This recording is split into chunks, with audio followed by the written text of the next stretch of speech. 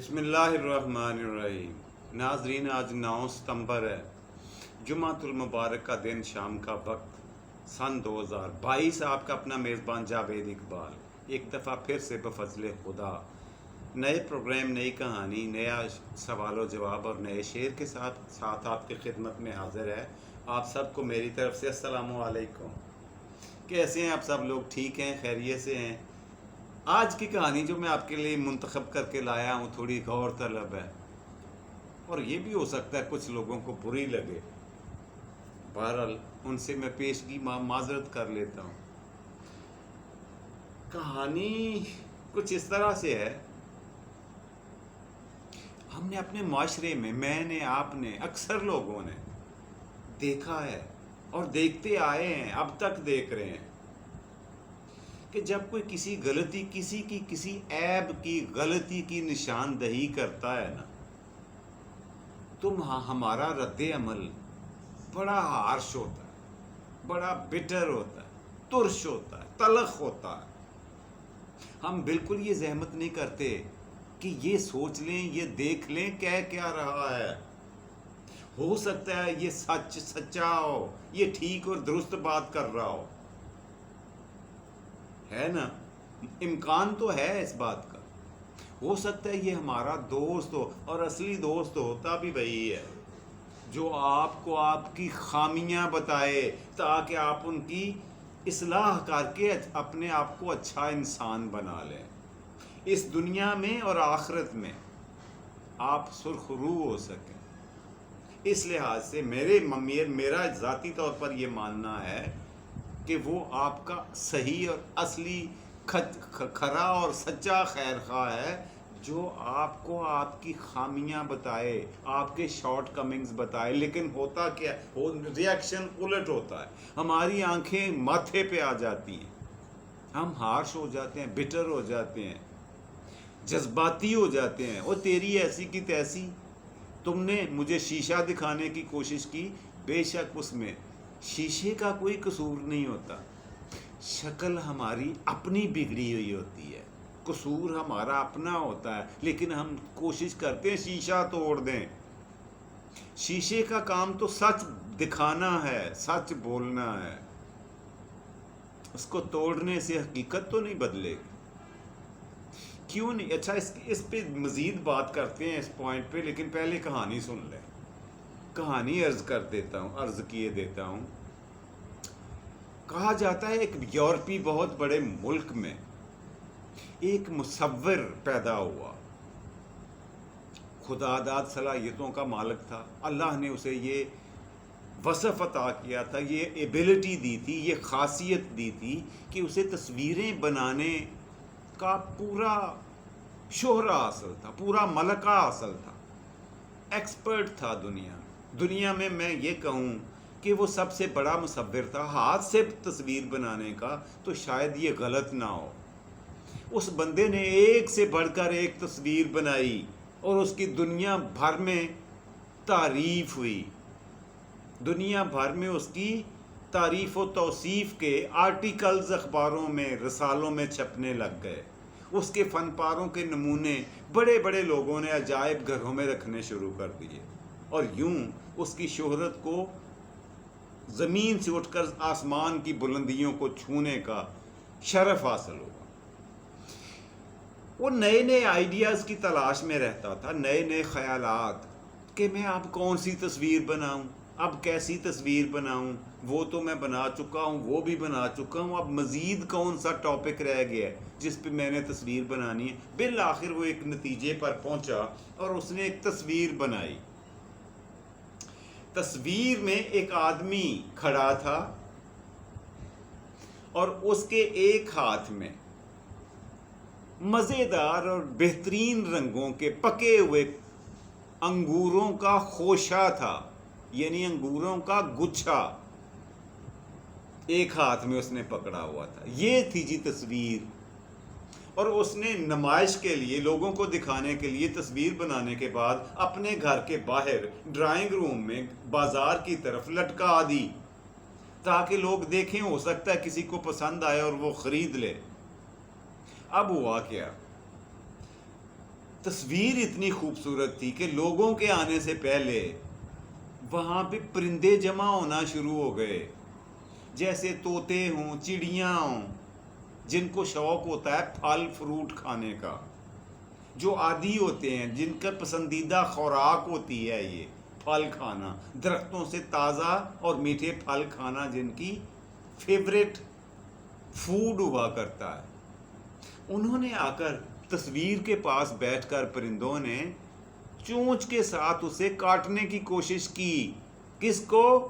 انگوروں کے اس گچھے کو، اس خوشے کو، خوشہ کہتے ہیں گچھے کو۔ اس گچھے کے ساتھ انگور جو تھے ان کو اپنی اصلی سمجھ کر ان کو چونچ کے ساتھ کاٹنے کی کوشش کرنے لگے، اور یہ منظر دیکھنے کے لیے دور دراز سے لوگ جمع ہونا شروع ہو گئے، اور اس کی تصویر کے چرچے چاروں طرف ملک میں ہی نہیں بلکہ دنیا میں پھیل گئے۔ دوسرے ملکوں سے لوگ آ کر اس کی تصویر کو، اس کے نئے فن پارے کو دیکھ کر اس کی تعریف کرتے اور اس کی قیمت پوچھتے۔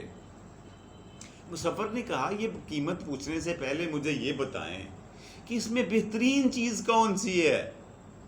انہوں نے کہا ظاہر ہے وہ بے زبان جانور، پرندے، وہ دھوکہ کھا گئے ہیں، ان کو یہ انگور اصلی میٹھے اور سچے لگ رہے ہیں۔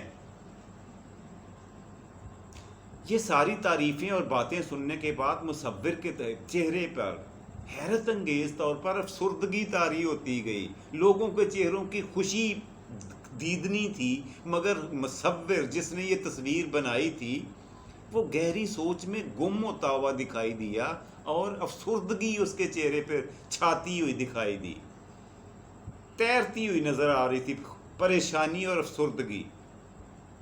اس کے ذہن میں خیال کیا آ رہا تھا؟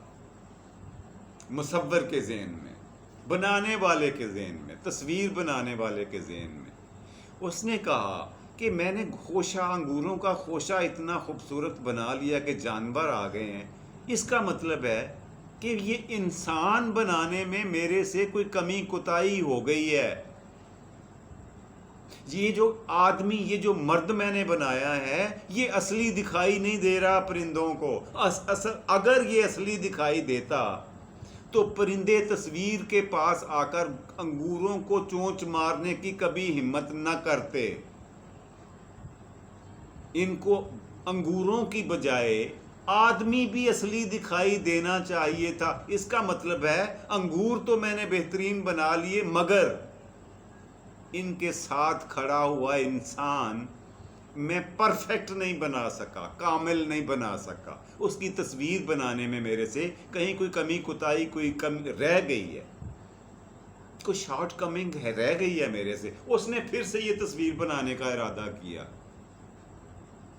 نتیجہ یہ ہوا کہ اس نے کئی دنوں کی محنت کے بعد انگوروں کے گچھے کو تو ویسے کا ویسا بنایا، مگر انسان کا چہرہ مہرہ اور اس کی صورت بنانے میں مزید محنت کی، اور اسے اتنا خوبصورت اور اتنا اچھا بنایا کہ دوبارہ اسے اٹھا کر تصویر کو، پہلی تصویر اتار دی اور بازار میں وہ دوسری بنی ہوئی تصویر لٹکا دی۔ حسب روایت پرندے اڑ کر آتے ہمت کر کے انگور دیکھ کر، مگر اس کے پاس کھڑا ہوا بندہ جس کے چہرے پر غصہ اور رعب تھا، آنکھوں میں چمک تھی، پرندے اس کو اصلی سمجھ کر ڈرتے ہوئے وہاں سے فرار ہو جاتے۔ اب وہ اپنی کارکردگی سے مطمئن تھا۔ اب اس نے سوچا کہ اس میں اور بہتری ہو سکتی ہے، مگر کم از کم میرے ذہن میں، میرے دل و دماغ پر اپنے لیے جو برائی، اپنی جو خامی مجھے نظر آ لی، اس کا مطلب ہے میں اسے دور کرنے میں کامیاب ہو گیا۔ اسے ذہنی تسلی اور تشفی ملی، اور لوگوں نے تو اس کی تعریف کرنا شروع کر ہی دی تھی۔ اس کے انر وائس نے، اس کے ضمیر نے، اس کی اپنی ذات نے اس کو حوصلہ اور تسلی دی اور اطمینان بخشا، تھپکی دی اسے کہ you are perfectly right now, اب آپ بہترین مکمل تصویر بنانے میں کامیاب ہو گئے ہو. اب اگر وہ اپنی اصلاح نہ کرتا، غور طلب بات یہ جو میں بات کرنا چاہ رہا ہوں، اب میں اس ٹاپک پہ آ گیا ہوں، اس موضوع پہ، اس اینگل پہ، اس پوائنٹ پہ، کہ اس بندے نے اپنی خامی پر نظر ثانی کرنے کی خود کوشش کی. یہ سب سے بڑا نقطہ ہے اس کہانی میں. اس نے اپنی خامی کو، اپنی غلطی کو سوچا، سمجھا اور تسلیم کیا. اسے بہتر کرنے کے لیے، اسے دور کرنے کے لیے اپنی خامی کو سراپا زور لگا دیا، سر سے پاؤں تک سٹرگل کی، ہمت کی، اور اپنی خامی پر قابو پانے میں کامیاب ہو گیا.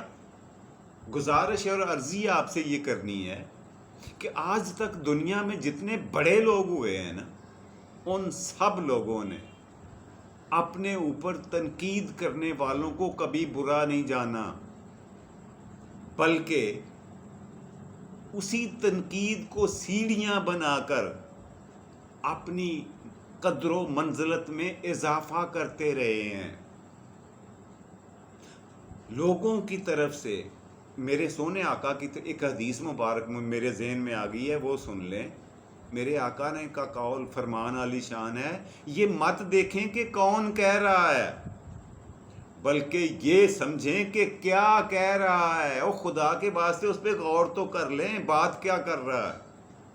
ہو سکتا ہے وہ خامی واقعی آپ کے اندر موجود ہو سکتا ہے وہ سچ بول رہا ہو سکتا ہے وہ آپ کی بھلائی چاہتا ہو، آپ کی شخصیت کو بہتر دیکھنا چاہتا ہو، آپ کے رویے میں تبدیلی لانا چاہتا ہو سکتا ہے وہ دلی طور پر آپ کا خیر خواہ. لیکن ہمارا فوری اور انسٹنٹ ری ایکشن، یعنی فوری رد عمل یہی ہوتا ہے، وہ تو میرے خامی بتا کر میرے اوپر کیچڑ اچھال رہا ہے.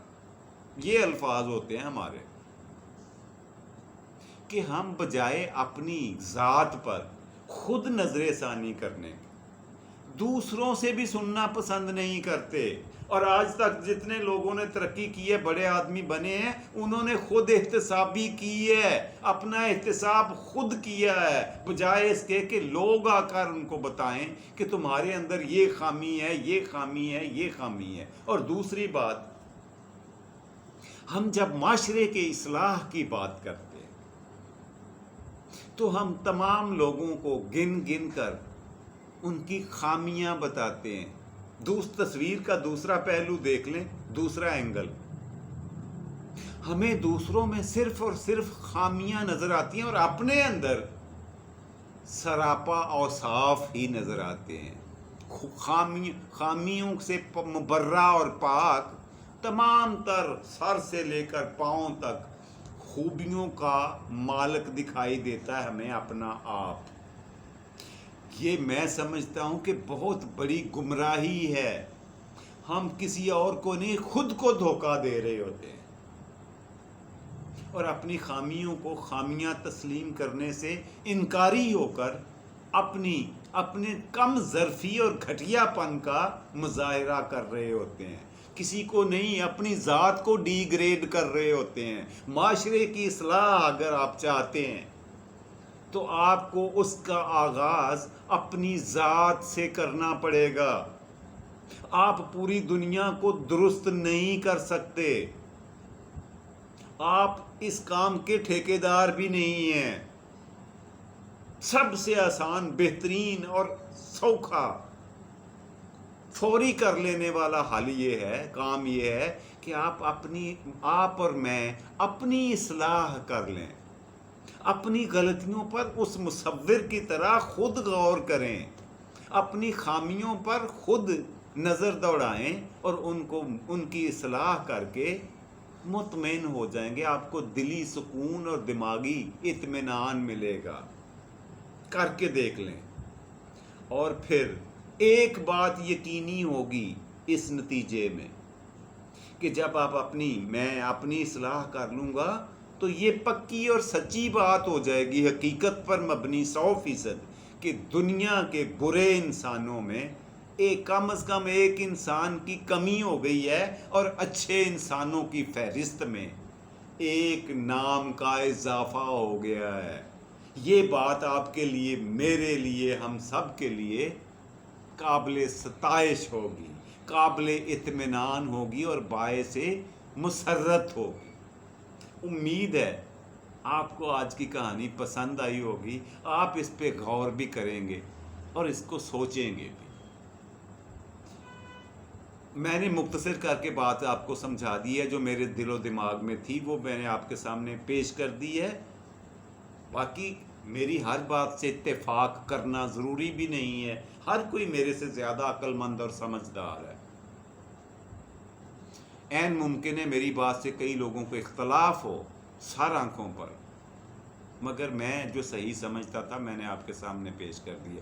پروگرام کا دوسرا سیگمنٹ جی وہ ہوا کرتا ہے آج کا سوال. مگر پچھلا سوال جو میں نے پوچھا تھا کہ یہ بتائیں دنیا میں ایک ایسا جانور ہے جس کی 3 آنکھیں ہیں،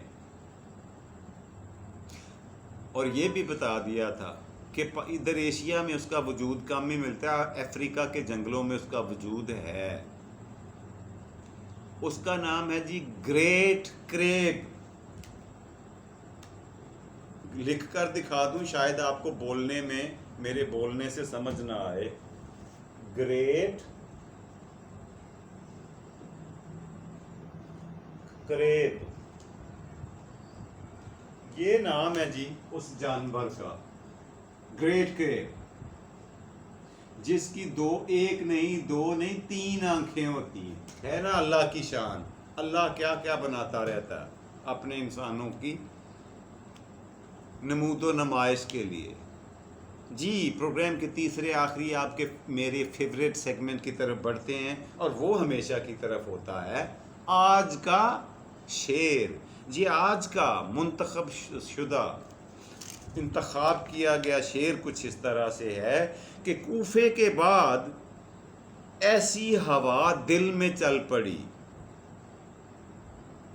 کوفے کے بعد ایسی ہوا دل میں چل پڑی، ہم نے پھر کسی خط پر بھی بھروسہ نہ کیا. یہ تھا جی آج کا پروگرام. اس کے ساتھ ہی اپنے میزبان جاوید اقبال کو اجازت دیجیے. خوش رہیں، خوش رکھیں، خوشیاں بانٹیں اور خوشیاں سمیٹیں. اللہ سبحانہ و تعالیٰ سے دعا ہے کہ آپ کو آسانیاں عطا فرمائے اور آسانیاں تقسیم کرنے کی توفیق دے. فی امان اللہ. رب رکھا. اللہ حافظ. اور پاکستان زندہ باد.